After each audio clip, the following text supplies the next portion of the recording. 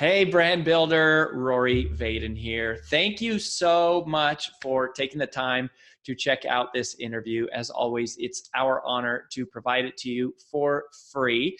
And wanted to let you know there's no big sales pitch or anything coming at the end. However, if you are someone who is looking to build and monetize your personal brand, we would love to talk to you and get to know you a little bit and hear about some of your dreams and visions and share with you a little bit about what we're up to see if we might be a fit. So if you're interested in a free strategy call with someone from our team, we would love to hear from you. You can do that at brandbuildersgroup.com/podcall, brandbuildersgroup.com/podcall. We hope to talk to you soon. You are in for a treat today. You're going to meet one of the smartest men in this business, one of my favorite people that I have ever met in the space of personal branding, one of the godfathers of personal branding, certainly in the world of podcasting, the host of the Smart Passive Income podcast, Pat Flynn. We've been friends, loose friends for years. Like we've always known each other. We've hung out a little bit here, a little bit there. This is someone that I personally admire. He's also the Wall Street Journal bestselling author of a book called Superfans, and he's Will It Fly? Like he's written a couple books, and most recently he has a YouTube channel that he's grown to 700,000 subscribers in just over 2 years. So we're going to hear a little bit about that. He's an advisor to many different SaaS companies, software as a service companies. I'm planning on asking him a little bit about that, but I never know where it's going to go. We'll see where the flow takes us. Anyways, Pat, I'm really genuinely honored, man, that you make time to be here to share your story with our community. Thank you, Roy. I appreciate that. And I've never been introduced as the godfather of anything, so I don't know if I've reached that age now where, or maybe it's the beard. I don't know. But I appreciate the amazing intro, and I look forward to the chat. Yeah, man. I mean, I think philosophically, I've just, we've been around a long time, and there's a lot of people who try to make a lot of money quickly from their audience. There's a lot of people who bend the truth a little bit and kind of over sensationalize and hype up the bonuses. And there's a countdown timer, but not really, and I just have always felt like you've not been about that stuff. You've been about adding value, serving people. And I want to start there. I want to start with the podcast because obviously, so Smart Passive Income, I saw this. So you've been podcasting now 13 years, 700 episodes, 80 million downloads. How do we do that? what's the secret? I mean, and I'm just a regular dude recording this out of my office at home in San Diego, and that's the cool thing. The ability to share your voice out there on a podcast and have it sort of amplify out there into the world and find your people is really amazing. Now, I started in 2010. Actually, the fun story about that was I bought my equipment in 2008. I had gotten laid off from my architecture job, started a online business to help architects pass an exam. It started to do pretty well, and I started to share that information on a new blog called smartpassiveincome.com. And I had always wanted to start a podcast, so I bought all this equipment, and it was kind of just sitting there collecting dust because I was actually too afraid to put my voice out there. At least with a blog, I could write something and edit it and make it perfect before I hit publish. But with my voice, like that's hardcore. And it wasn't until I got some great advice from some mentors and finally just said, you know what, screw it. Like, what's the worst that can happen? Nobody's going to listen. But what if people do listen? And then listen, they did. And not only did they listen, they shared. And then more people started to listen. And so now, 13 years later, it's pretty crazy that I've become somebody who's like, oh, this person's been around for a very long time. That's not to say you can't get started today. I think there's a lot of opportunity in the world of podcasting. We're still in the early days of podcasting, in my opinion. Even though it might seem saturated, there's still, I think, only 2.5 to 3 million active podcasts that are out there versus, with blogs and other things. I mean, there's 50 million or 100 million of those. We're still in the early days of podcasting. And I think it's because it's a little bit more challenging, like I said, to put your voice out there. But when you do, people get to hear the real emotion, the real voice. And I think that's my best advice is you just want to be yourself on audio. And now in combination with video, with YouTube and YouTube picking up video podcasts now, as well as Spotify. And there's more and more people now going to YouTube to listen and watch podcasts. The opportunity for growth is even better than when it was just audio only and YouTube wasn't really focused on that kind of long form content. So how do you do it? You got to stay consistent, that's for sure. but I think there's something to be said for speaking the truth, being yourself, but also I think the idea of edutainment. You know, you can't just share the information anymore. You got to be entertaining in some way, whether it's the story you tell or the emotion that you put into it. I think we are now in an age compared to when I started. When I started, information was valuable because it wasn't always there, right? If you had the info, that was worth paying for, that was worth getting access to, etc.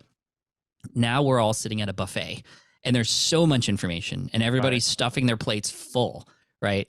So in this world that we're in as like a buffet of content and everybody's just a glutton right now, I want to be the chef who specially prepares something in the other room. And I want it to be special and different and an experience, right? It's not even just about the food. It's about how I treat you when you walk in and the place setting and the story behind this dish and why it's so special to me. Those are the things that today are standing out a lot more than just, oh, here's the info that literally everybody else is saying too. I love that illustration. I mean, it's interesting when you talk about creating super fans, it's just sort of like customer experience. In my mind, I kind of put that together as like customer experience for a digital experience. Is that kind of, that's like kind of what you're talking, how do you do that, right? Like, what are the ways that you set the table, tell the story, you know, make it beautiful, specially prepare it? Because that was one of the things I wanted to ask you is to go, okay, we're early in the years of podcasting, yet there's a bazillion people doing it. You know, like this is an interview format show mostly. We do one interview a week, and then I do a solo episode, and then AJ does an interview, and then she does a solo episode, and that's like the format. Yeah. There's plenty of interview episodes, there's plenty of solos, there's plenty of comedy, there's plenty of politics. So it's like, I don't know if it's the format, but what you're talking about here, that resonates with me to go, how do we create the equivalent of a white glove experience that you would have at a restaurant, but in a digital environment? Right. I mean, as I often say, the riches are in the niches. And if you can niche down, you almost have a place setting that has a person's name when they sit down. Now, have you ever been to a restaurant that you've maybe had reservations at, and there's like a placard on the table with your name or you and your date's name on it or something? Like that alone is an amazing first impression. Now, you can't put anybody's name at the beginning of the podcast and, serve that to everybody. But if you can connect with who it is that you're creating this for, what are their issues, speak in their language, and really get to know who it is the audience is, the more you can nail that niche, the more the episode, the audio, the stories you tell are going to feel like it's just for them. And that's what you want to happen. You want to have the listener feel like that you made this episode just for them. And so, again, I keep saying the S word, stories. Tell stories, get emotional. If you can get a person to laugh, cry, smile, get angry, fight with you, fight against you, some sort of emotion, then it's just gonna resonate more and connect more. And that's where it goes one level deeper than just information. It's now emotionally affecting a person, and that's where a person then will want to come back or have something to say and engage or something to share. Hey, you got to listen to this because this made me, this got me fired up, right? Those are the things that are going to get you to grow. And then beyond that, like connecting with the individual listeners in some way, shape, or form is very important. Yes, it's a scalable thing, much like anything, YouTube, blogging, podcasting, etc. But if you ever give yourself the opportunity to try to connect with an individual or individuals who are actually listeners. One thing that surprised a lot of people, I shared this on stage a number of years ago, but I still do this. I still try to make a connection, whether it's through a DM or a Skype call. It's no longer Skype. It's usually Zoom now, but back then it was Skype. With 10 new email subscribers every single month. I try to get on an actual live call with them, just me and them, not recorded or anything. I just want to get to know them a little bit more. And I do that every month with 10 different people. Wow. And those are some of the most golden conversations because now I get a pulse on exactly who I'm creating content for, what are their stories. And so when I'm actually creating content for everybody, I can actually think of, Jonah, who I just spoke to, who has a problem and a specific challenge, and I can actually feel like I'm creating it for that person. And of course, if I attract the right people, it's not just Jonah I'm affecting, it's everybody else who fits in the same niche. And plus it's just like inspiring to talk to somebody who that you can have an impact on, and you actually don't have to play that game of just making up an avatar. You actually have a real person that you can think about. That's awesome, man. 10 new people every single month. I mean, that's a commitment, but what a great way to stay connected to the audience. I love that. So I want to ask you about the SaaS stuff, because I haven't heard you talk a lot about it, but I've always noticed it in your bio, and it's something that I respect, particularly because I really respect ConvertKit, which you're public about, that you're one of their advisors, and Circle has got a great reputation. We've had Nathan Barry on the show here before. Yeah. We personally use Keep and Infusionsoft, and so that's what we tend to resell, but we're technically technology agnostic. But I love Nathan. I love the product. A lot of our customers use it. It counts for a lot to me to know that people like you are there. So how does that work? Like, what does it mean to be an advisor to a company? I certainly don't want you to share any specific details about your relationship with any of the companies that you're an advisor on, but I think a lot of personal brands are looking to scale their income. One of the ways to do that, I think, is to sort of take equity positions or profit positions. 100%. So can you just tell us, how does it work? What do you do? How does it come up? How do you have that conversation? Do they fly you around on private jets, or is it not quite that? Just a little bit about that. No, I've never been flown around in private jets yet. Maybe if any of the companies are listening, we might need to have a conversation about that. But no, I'm just kidding. I don't need that. Really, what it comes down to, here's what the deal structure is like, and then we'll talk about how we got into that. Basically, as an official advisor, on the advisory board of a company, I have some equity. How much is some? Literally 1% or less. It's very small. In most cases, I don't see any income up front as a result of that. But I do have now shares that are in Carta or something, which is where shares can be located. And the exchange for that is I, as the advisor, get, in most cases, on a monthly call with them and advise them. If they have questions or something they want to present, something that's more prototype that they don't want to share with everybody, but I'm a trusted person who's on the advisory team who can offer genuine feedback, brutally honest advice, all those kinds of things based on my knowledge and where I'm at in the space. And it works out with a lot of these companies because I'm actually a user of most of these products, if not all of them. And as a result, I can sort of take that approach of a user and just be honest and upfront about why this sucks, or why this is great, or how I would present that to the bigger audience. That way they can get ahead on problems and things like that. Oftentimes the relationships that I bring to the table are of value, and oftentimes are more valuable than the advice, just introductions to key people who can help grow the company or support the company in some way, shape, or form. Sometimes it's people asking, hey, do you know anybody if? And then other times it's me just kind of stepping into it and saying, hey, I thought you guys might like this introduction because I feel like there's some synergies there. So just kind of genuinely looking out for the company in that way, and being sort of supportive when in need. And that's kind of it. I mean, sometimes it requires a little bit more work when there's something going on. For example, there might be a launch or some big news that's coming and they need some help with the copywriting, or, sometimes it gets that technical, but not usually. But how do we get there? Typically, these start with me being a user and then trying to become what I like to call a super user. And that means not just using the product, like everybody else, but using it in maybe innovative ways, or challenging the company, if you will, challenging the product, kind of overusing it, if you will, breaking it often, and also being able to offer advice ahead of time. This is a very, very smart thing that you can do as a personal brand, is if you use a product a lot and you know that there's improvements that can be made, imagine if you actually were, in a way, a part of the company. That's the approach you want to take. And imagine that even before it happens. A couple times I've written a 2 or 3 page PDF report to these companies that I was either an affiliate for or just used, and said, hey. Oh, interesting. Proactively just said, hey, here's some thoughts. Yeah, exactly. I mean, I think Noah Kagan did this to try to get hired at Mint. He wanted to become marketing director there, and they were like, no, who are you? You have no experience. And then he created a 20-page report on what they should do, and then they hired him. So you can do the same thing, proactively creating a plan or support, or just kind of, here's what's missing with this product. I'd love to be able to be even more involved. I know I'm an affiliate and I know I'm a user, but might we be able to have a conversation of a more formal way that I can continue to help and serve the company? And that's of interest to them because you are a user and you can almost in a way kind of get ahead on things because you're proactively thinking about it, unlike a regular customer.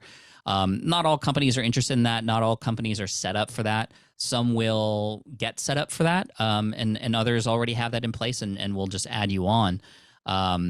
It's really interesting because the payout comes when that company is either, IPOs or goes public or gets acquired. And of the 10 companies that I've advised, 2 of them have been acquired fairly recently. Teachable was one a number of years back who got acquired by Hotmart for, I think, 9 figures. And, 9 figures is a lot. And a fraction of a percentage goes a long way when it's, another 0 added onto the end. And then more recently, I'm proud to say a team that I worked with, Squadcast, got acquired by Descript, which is pretty cool. And I got a nice little check from that too. So it's like, you work hard, you have a way of influencing these companies without actually like working in the company as an advisor. And that's the coolest part. Like, I feel like I now have like so many irons in the fire where I just have to like share my expertise or share my honest take on something and be there as a resource or make introductions. And if that company wins and I was able to help support that, then we all win, especially if there's a big payday at the end. That's awesome. I love that. Now with the board, so if you take a board of directors seat, now there's some liability that comes with that. In an advisory role, you don't have any of that, I guess, or less of that maybe? Not in the same kind of way. I think I know what you're talking about, but there's still, there have been times where it's gotten kind of weird, if you will. For example, if I'm an advisor for company A, but then another friend of mine creates a sort of similar product, if you will, and I want to support my friend, it's like, I can't necessarily do an email blast for you because you're actually a competitor to this other tool that I am actually an advisor for. So a couple of times it's been weird like that. Or another time, another company created a feature that was literally the other company that I advised, but now it's a tool that was injected into another company that I advised. So it was like, it became a weird, like, which one do you choose, Pat? Like, right. It's either us or them. And I was Pick like, wait, no, this is weird. Yeah. It House divided. Maybe my advisorships are a little too close together. I don't know. No, it's great. I'm proud of like what Circle's done. ConvertKit's done really well. Samcart as well. Just it's fun to see these companies grow and know that you had some impact on it. And to be there as even just a shoulder to cry on sometimes or a piece of advice, it goes a long way for a lot of these companies. Wow. And so Samcart's another one? Yeah. Man, so that's the other thing is you're an affiliate of all of these. You use them, you super use them, you affiliate them, you giving feedback because you're doing it, and you're also helping promote the sales of them and then the relationships.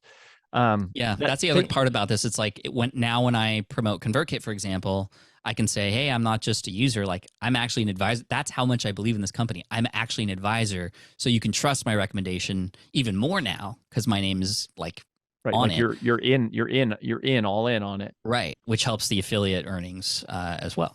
Yeah. I love that, man. Thanks for sharing that. I know that's like pretty intimate question to ask somebody, but like, that's really helpful. And I think, there's certain places where it's strategic and it makes a lot of sense.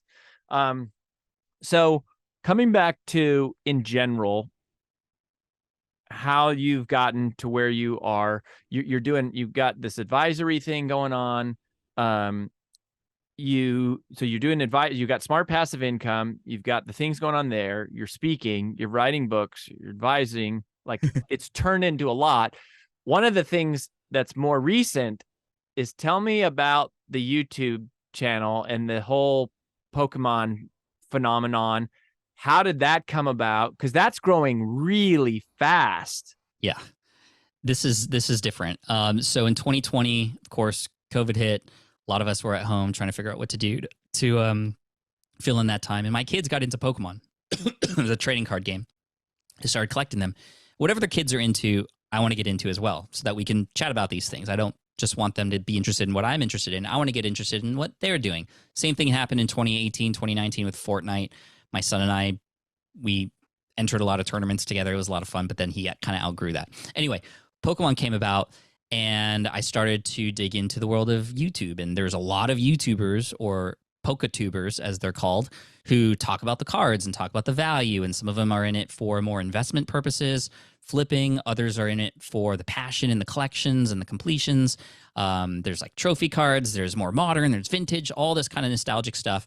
And I just went deep. And the kids eventually, after several months, like kind of just went on to something else. And I just kept going. So much so that I became involved in the community. I was a moderator for several of these channels. A lot of these creators go live and they open these packs of Pokemon cards, and there's like a built-in mystery, right? You don't know what's inside until it's open. But these guys open up these cards, and there's thousands of people around the world watching. They're watching a person open up a pack of Pokemon cards. That's like Ryan's live. toy review, basically. Yeah, kind of like that. Kind of like that. And I was like, you know, all these guys are doing the same thing. I have done YouTube for a while. I think I can bring something different to this space and bring some story, bring some entertainment, bring some high quality footage and all that kind of stuff, because everybody was kind of doing the same thing. So that's what I did. And in January of 2021, Deep Pocket Monster was created. And in 11 months and 27 days, we hit 100,000 subscribers. And then we're currently now approaching 700,000 subscribers in less than 3 years. Whoa. And what's crazy is we are approaching 200 million views so far, which is like more than my podcast has gotten over the last 13 years, more than my other YouTube channel for entrepreneurship has gotten ever, 10x more than ever. It's just blowing up. And it's pretty cool because community has become a big part of this, so much so that I hosted a live event in Anaheim called Card Party. And it was sort of experimental just to see like, hey, how much does this community actually want to get together in person and hang out? Well, 2,500 people paid for tickets and showed up in Anaheim.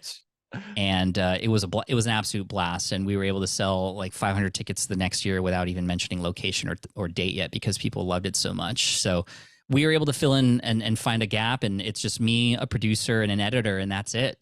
And with the ad revenue at times, I mean, November of 2022 was a record month for us. And that's around the time of, you know, Christmas and holidays. So everything is much more expensive.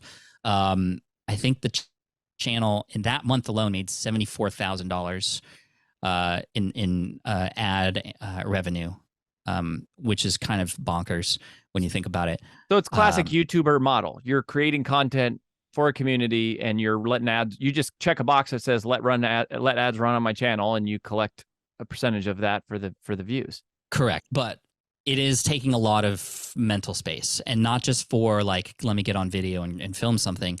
And if you watch the videos, you'll see they're different. They're storytelling. They're completing challenges within 24 hours. There's a lot of notes of Mr. Beast in there in terms of how the story is told and such.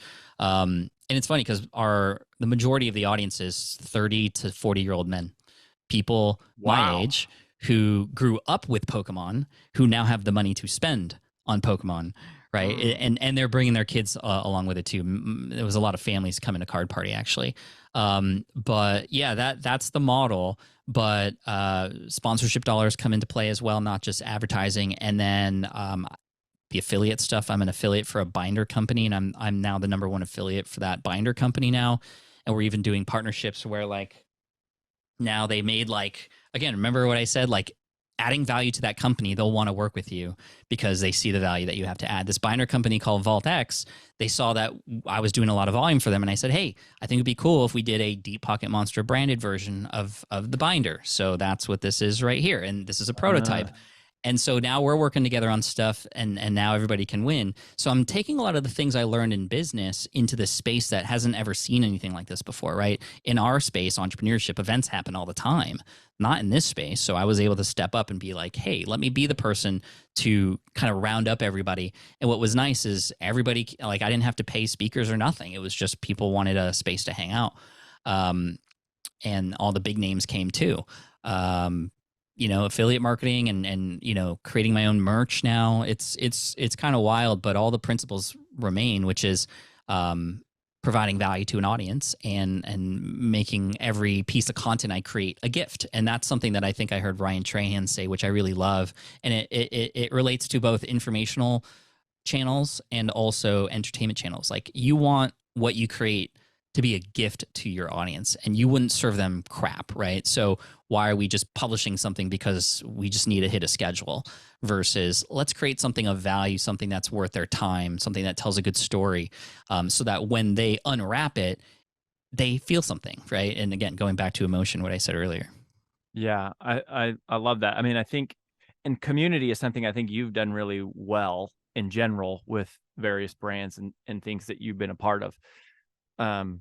As you think forward, personal branding, podcasting, YouTubing, when you look ahead, what do you see? Like, what do you see are the biggest trends that are coming, or the things that we should be paying attention to at sort of like a high level? And what are you thinking about of going, I have my eye on this, I got my eye on that, or I'm preparing for this, or I'm really leaning into this or that?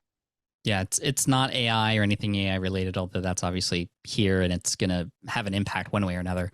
But all the more reason to focus on what I'm about to share with you, which is community, micro communities that are very specific to a certain group of people. We're focused on community at SPI now. In fact, we changed our business model to be from online courses, which we started selling in 2017. And I mean, to give you an example, one of our courses, Power Up Podcasting, has sold over $2.5 million worth. But even though that was working and could still work, we noticed over time, especially during 2021, that the completion rates of our courses and just the interest in taking a solo course was waning. And it made sense because people were kind of getting tired of just learning and learning and learning. They wanted and needed more. They needed accountability. They needed connection. And so we actually completely changed our business model. We still have the same courses. We have, I think, over a dozen courses now and workshops and other things people can participate in, but we now call it community-powered courses. We've actually hired for this. We've changed our business model for this. And we have something called the All Access Pass, which has been the most successful thing we've ever launched. And what it is, it's a monthly subscription to a membership that gives you access to all of our courses. Now, if I were to just say that and that alone, that would not be of value. Just to say, like, here's more information. What it is, the secret sauce is you get the community and the guidance along with it. So no, you don't take all the courses. You take the 3 that align in sequential order with where you are at in your journey right now. So if you're just starting out, for example, you get into the All Access Pass, you take Smart from Scratch, which is our course to help you find your niche. Then you take Email Marketing Magic so that you can grow your email list from there.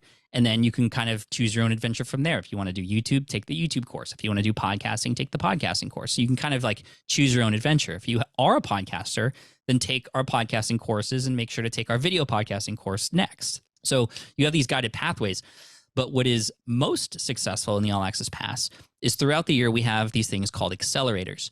And an accelerator is you can take the course with other people and a coach at the same time. So this happens on a timed basis. So on September 19th, for example, this year, we're going to host our podcasting accelerator, which means anybody who's a member of Pro or of our All Access Pass can start on that same day, get fed which lessons and modules to view, what to turn in by when, and after 6 weeks, you'll have your podcast. And if you have questions, there's a guide. My team's there. You're going through it together. You're able to support each other, find partners, etc. Those have been the most successful things because now people are completing them at like an 80% completion rate, which is kind of unheard of for online courses. But it's not because it's not just an online course. It's community-powered courses. And what's cool is people get a result and then they want to stick around for the next thing and the next thing and the next thing. So we now have MRR, monthly recurring revenue, in our business for the first time. And we no longer feel like we just have to keep serving the same solo one-off courses at a certain price. We can continually add to this library and add more value. And the more people that are in there, the more valuable it becomes.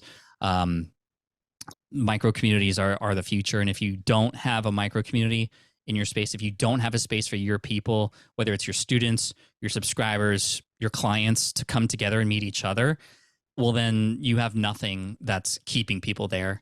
Because again, the information and even the offering, even as a service, can be found elsewhere. But as you often hear, people come for the content, but they stay for the community.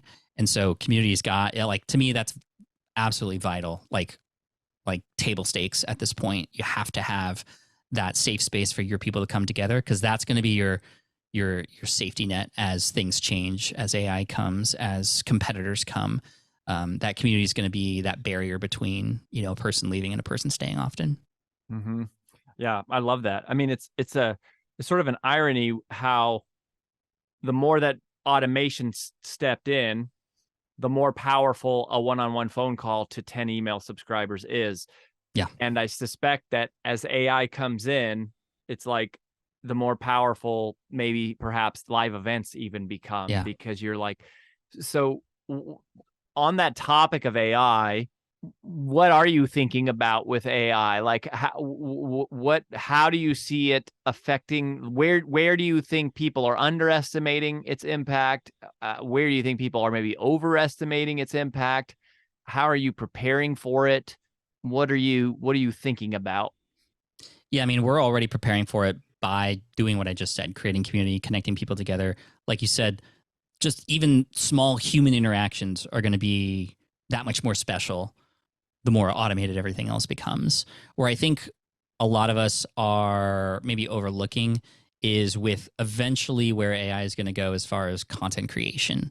Like there's going to be videos that are created by AI that you wouldn't even know are created by AI, right? We're already seeing a lot of that and samples and snippets of that, taking a mid-journey photo, putting it into another tool, Mind Runner, I don't know, and then actually having it animate that thing. And you know, you can use different tools to automate voices now. Those kinds of things, people aren't going to trust content as much as they once did, even if your name's on it.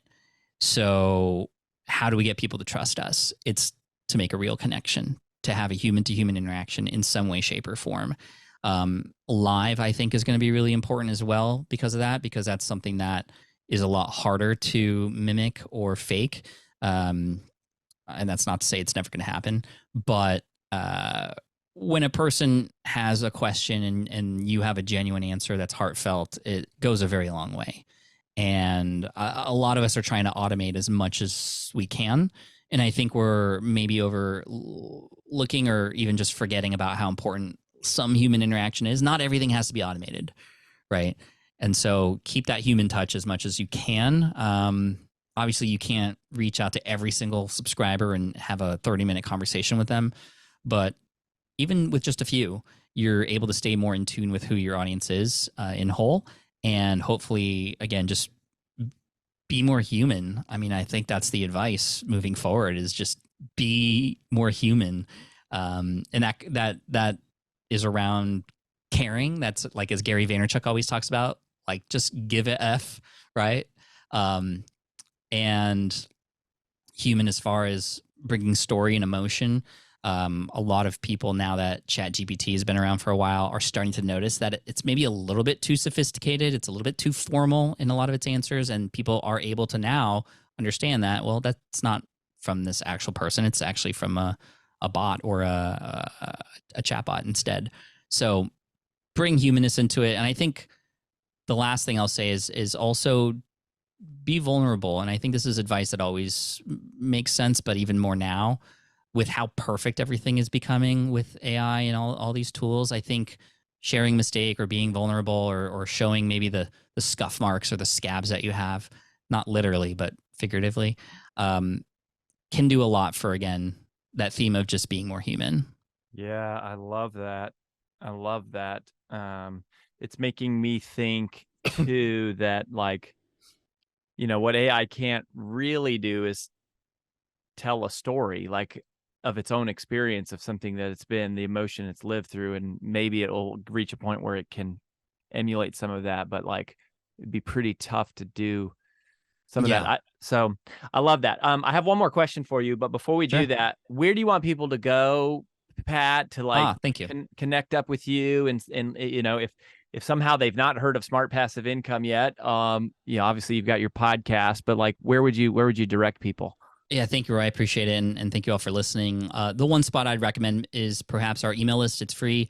It's called Unstuck. If you go to smartpassiveincome.com/unstuck, you can subscribe and you get a 5-minute read every single week to your inbox about a story. I either try to make you laugh or something. But it always comes with a lesson of getting unstuck in some way, shape, or form. A lot of us are stuck or will get stuck, and hopefully these stories can help you get a boost of energy or information or inspiration to get unstuck. So get unstuck at smartpassiveincome.com/unstuck. Love it. We'll link to it in the show notes, obviously. Thanks, brother. Next on Pat Flynn's horizon, what's your personal, when you think ahead, your personal goals and what you're like, what has your attention and focus? Is it this YouTube thing, or is there other things you're seeing? I mean, the YouTube thing is definitely, I'm having a lot of fun with it. I get to be a 40-year-old man playing with cardboard with cartoons on it, and it's fun. And I get to make these amazing connections with people around the world in that way, like I have with SPI for sure. But even thinking more further ahead, I love the advisory work. I'm going to be doing a lot more of that. My partner, Matt, and I, we co-advise a lot of companies as well. We're sort of like a duo that people can have on board. And we've been doing a lot of that. We have been also consulting different communities on how to build their communities, and that, like, helping communities being built is a lot of fun. But even beyond that, I mean, I think, we didn't touch on this much, but it's like stuff outside of business, personal life related things. I've been fishing a lot, and it's been a really nice break and a way for me to get outdoors and put the devices and computer and the phone down and just kind of like be in nature and meditate, if you will, and get focused. And I've been really falling in love with fishing again. I used to fish a lot with my dad when I was a kid, and to do that and now do that with my son and my family as well, it's been really great and really more needed than I thought, when I started doing it.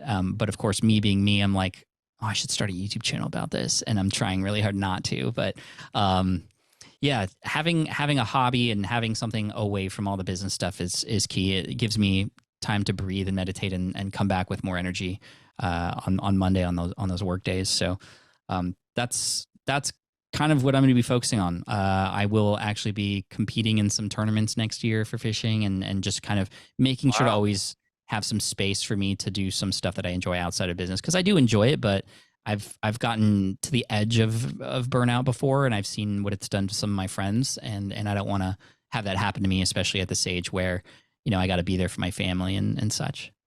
Yeah, I love that, brother. Well, I think probably the theme of this that will stick with me is just be more human. I mean, Be more human. Fishing, reaching out to your email subscribers, it's like creating those connections, doing the live events, community. It's just like probably the theme from today of just, as it goes, more AI, more artificial, more automated, gives, hopefully a chance to be more human. So thanks for being a great human, man, and for giving so much value to so many people for so long. And we're cheering for you, and we believe in you, and we're grateful for being here, for you being here, and we wish you all the best, Pat.